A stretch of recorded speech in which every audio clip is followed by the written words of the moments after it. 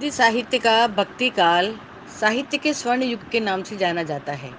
इस काल की परिस्थितियाँ और उद्भव के बारे में हमने पहले बातचीत की थी।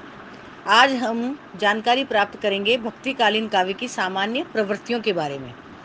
संवत 1375 से 1700 के बीच विभिन्न संतों एवं भक्तों ने प्रचुर मात्रा में साहित्य की रचना की थी।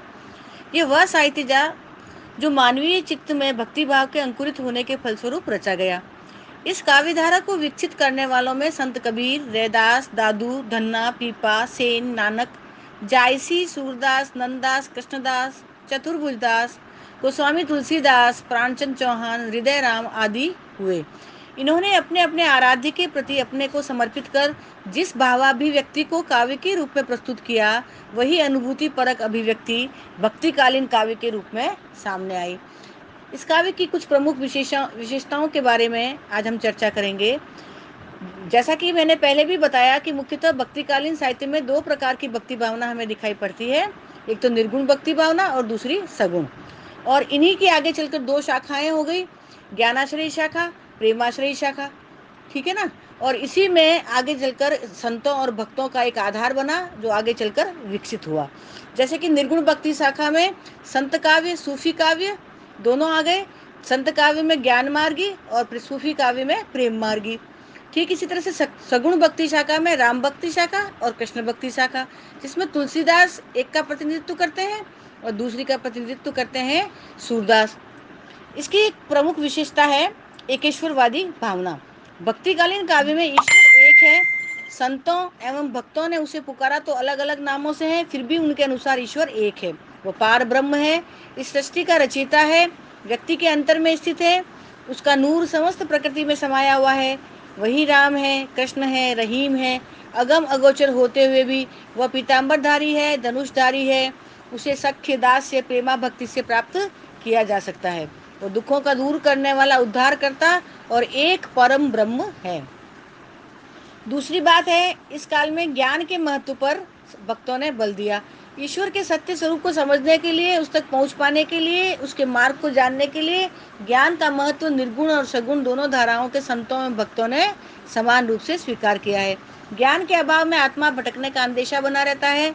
माया के विविध रूपों के फंदों से अपने आप को बचाने के लिए ज्ञान की आवश्यकता है। संतों का ज्ञान आत्मज्ञान है। उसके लिए पोथी पत्रों, वेद, धर्मों, शास्त्रों, पुराण पढ़ने की आवश्यकता नहीं है। यह ज्ञान अनुभव की वस्तु है, गुरु के द्वारा जो दिया जाता है। चित्त की चंचलता व इंद्रियों की चंचलता को वश में करने वाला ही ज्ञान की प्राप्ति का हकदार है। अज्ञानता की काली छाया ज्ञान रूपी दीपक की रोशनी से जब मिट जाती है तो भक्त को उस अज्ञात सत्ता के दर्शन होते हैं जो वर्णनातीत है। बिना ज्ञान के यह संसार निस्सार है, ऐसा भक्त कवि मानते हैं। दूसरी बात मुख्य रूप से यह है कि भक्तों और संतों ने गुरु के महत्व को स्वीकार किया है। ज्ञान की महिमा के साथ जुड़ी हुई प्रवृत्ति है गुरु की महिमा। गुरु के बिना ज्ञान असंभव है। ईश्वर की अनुभूति गुरु द्वारा प्रदत्त ज्ञान से ही हो सकती है। संत काव्य में तो गुरु को ईश्वर से बढ़कर भी माना गया है।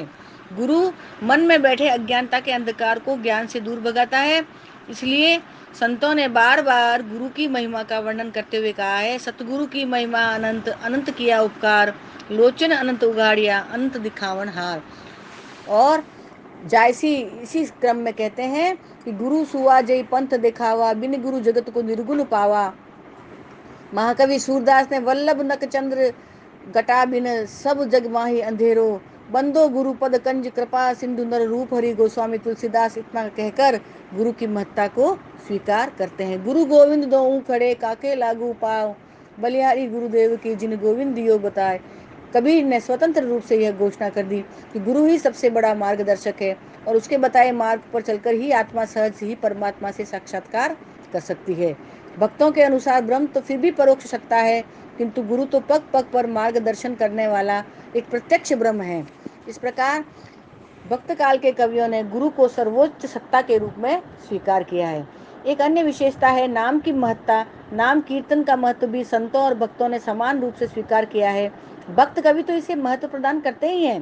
सूफी संतों ने भी इसकी महिमा गाई है। उनकी नायिकाएं भी अपने प्रेमी यानी कि परमात्मा का नाम जपते हुए तन मन की सुधि भूल जाती है। नायकों की भी यही दशा है। भक्ति युग में कबीर, जायसी, सूर, तुलसी समान रूप से नाम गायन का महत्व प्रतिपादित करते हैं। कबीर ने तो स्पष्ट रूप से कहा है, सभी रसायन हम करी नहीं नाम सम कोय।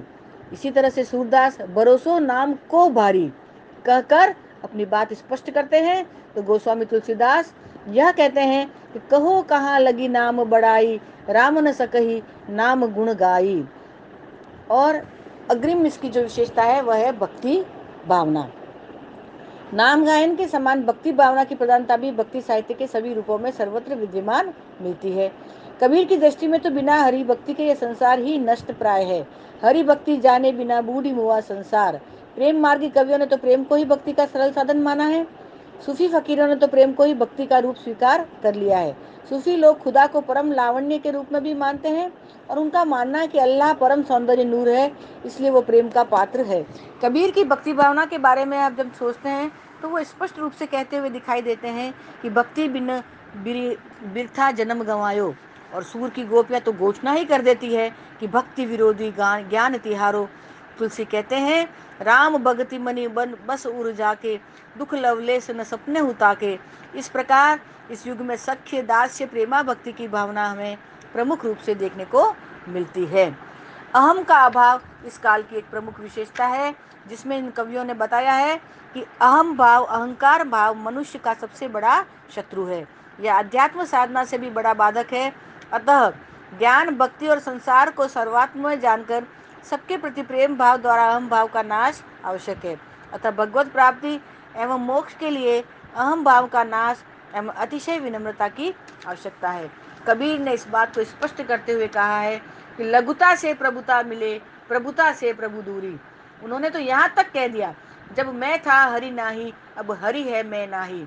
जायसी, सूर, तुलसी जैसे भक्त कवियों ने भी अहंकार को त्यागना ही श्रेष्ठ माना है। तुलसी ने बताया है, नाथ तू अनाथ को अनाथ कौन मोसो। और सूर के अनुसार, प्रभु जी मेरे अवगुण चित्त न धरो। इस प्रकार एक अन्य विशेषता है समन्वयवादी भावना, जिसका नेतृत्व गोस्वामी तुलसीदास ने किया। समुचे भक्ति काव्य की सर्वाधिक प्रमुख विशेषता है और इसी विशेषता के कारण भक्ति काल स्वर्ण युग के नाम से जाना जाता है। सगुन ही अगुन ही नहीं कछु भेदा, ज्ञान ही भक्ति नहीं कछु भेदा। निर्गुण और सगुण का समन्वय, ज्ञान और प्रेम का समन्वय, भगवान के असीम और ससीम दोनों रूपों का समन्वय, भक्ति और कर्म और ज्ञान का समन्वय तो प्रसिद्ध है ही। साथ ही साथ गोस्वामी तुलसीदास ने शील, शक्ति और सौंदर्य का समन्वय करके राम और कृष्ण के रूप में स्पष्ट रूप से ऐसे चरित्र भक्ति काल में हमारे सामने आए, जिन्होंने समन्वय की एक मिसाल हमारे सामने उपस्थित कर दी। समूचा भक्ति काव्य समन्वय की एक विराट चेष्टा के रूप में जाना जाता है। भाव पक्ष, कला पक्ष, सारी शैलियों में समन्वय कर दिया उन्होंने। यहाँ तक कि भाषाई समन्वय की सुंदर झांकी हमें वहाँ देखने को मिलती है। ब्रज और अवधि के साथ साथ लोक भाषाओं का सुंदर समन्वय, गीति शैली, छप्पई शैली, पद्य शैली, सवैया, रोला, दोहा, चौपाई, छंद, यानी कि सभी पद्धतियों का समन्वय भक्ति काल में हो गया। इस युग में लोक परलोक, देवत्व और मानवत्व का समन्वय आकर्षित ही नहीं करता, इसे एक विराट रूप में इतिहास में हमारे सामने रखता है। इसी को हम आगे चर्चा करेंगे।